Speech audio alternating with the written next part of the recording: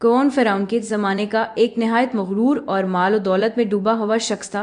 वो हज़रत मूसा अलैहिस्सलाम की कौम बनी इसराइल में से था, मगर दिल से ईमान वाला न था। अल्लाह ने इसे बहुत दौलत दी थी।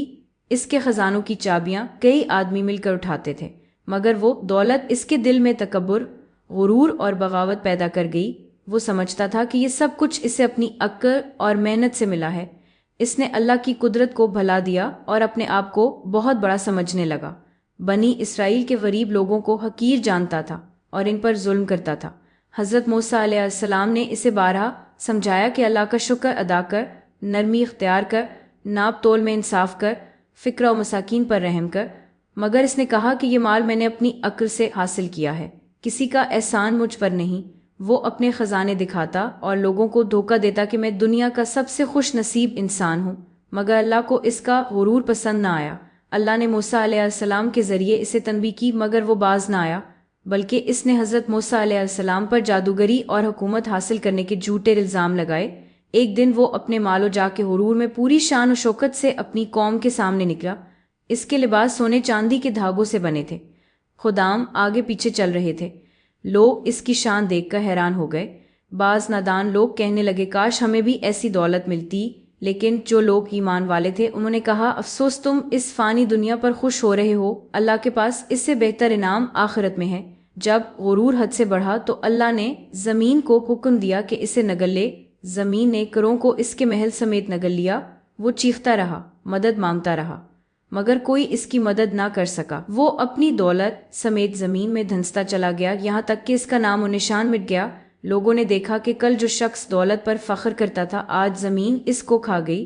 फिर वो लोग जो इस पर रश्क करते कि कहने लगे, वाकई अल्लाह जिसे चाहे रिज़्क़ दे, जिसे चाहे छीन ले। काश हम भी इस वक्त अल्लाह का शुक्र अदा करते। कुरान में सूरत अल-किसस में करों का जिक्र आया है कि वो मूसा अलैहिस्सलाम की कौम में से था, मगर इन पर ज़्यादती करता था।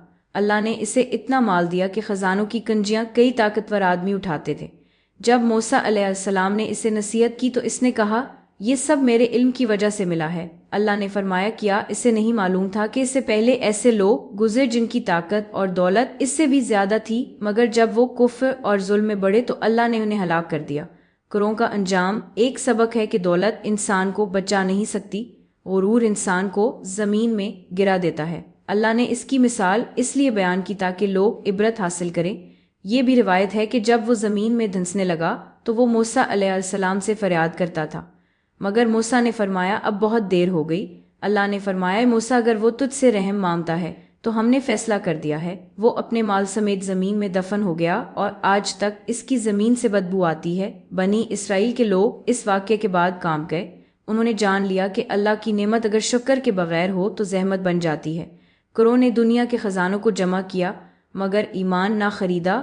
दौलत ने इसे अंधा कर दिया। आज भी इसका नाम गुरूर, तकब्बुर और माल की फरेबकारी की मिसाल के तौर पर याद किया जाता है। कुरान में करून, फ़िरौन और हामान तीनों को एक ही सफ़ में ज़ालिमों में शुमार किया गया।